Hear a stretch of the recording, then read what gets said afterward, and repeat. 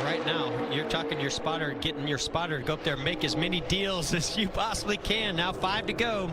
Last time by Mike Leader, 48.54, 48.53 on second, 48.54, 48.51. First cars, throw a blanket over them.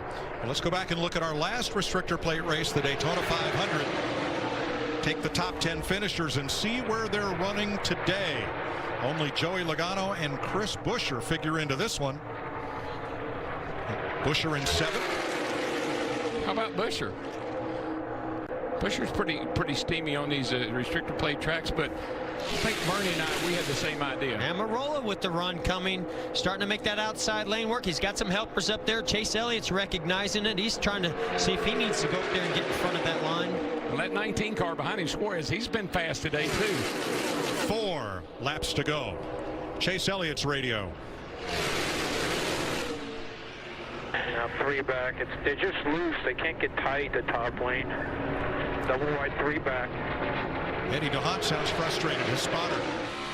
Yeah, he knows if there's not somebody stacked up right behind the rear bumper of the 9 car, that he's got nobody that's going to help allow him to make any moves. He's just sort of riding along right now. Yeah, I just think the stability of the cars keeps these guys from making any of those wild, crazy moves that we have kind of come to expect down here. I just don't think the cars are that stable. Well, I fully expect it to come here pretty soon. Joey Logano out front. He's not won since last April. On the roof for Logano, T.J. Majors, Dale Earnhardt Jr. spotter for many years. They were masters of restrictor plate racing.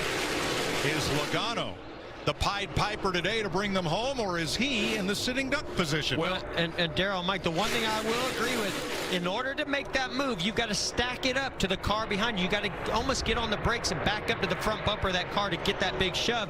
With the cars not being as stable right now, I don't know if you can get aggressive doing that. I don't either. And look, you heard Reagan say, I'm going to, with 2 to go. This time by, we're going to have 2 to go. Whatever's going to happen is going to happen over the next lap and a half.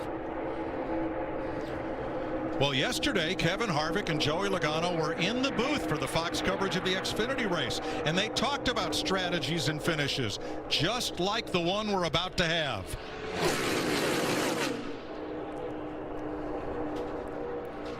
Here comes a big push from the 38 to the 9 car. That's going to give the 17 a pretty good run. I've been watching these guys, Jeff. Harvick's been backing off a little bit. There goes the 41, going to get to the outside of the 4. But he's got nowhere to go. The 9 to the outside of the 17. 41 went up to cover. Shake and bake, baby, shake and bake. Harvick trying to block both lanes at once. I'll tell you one thing, that 41 car, I wouldn't put anything past him. Stewart-Haas Racing has never won at Talladega or at Kentucky. They've won everywhere else. Somebody's got to break free of the 9 and the 38. That lane has to break free, or maybe the 17 can give a run. White flag waves. 1 lap to go. Sponsored by Credit One Bank. And here comes Stenhouse on the outside with Almirola. He's looking, and Almirola's a lot of help. I just don't think they can get to the front, though. Yeah. Stenhouse, Elliott, Almirola, Newman on the outside. Mike, I just think that's going to stack everybody up side by side by side. That's what Logano wants to see. If the 41 can get stacked back up to the front bumper of the 17, he might be able to get a run on the 22.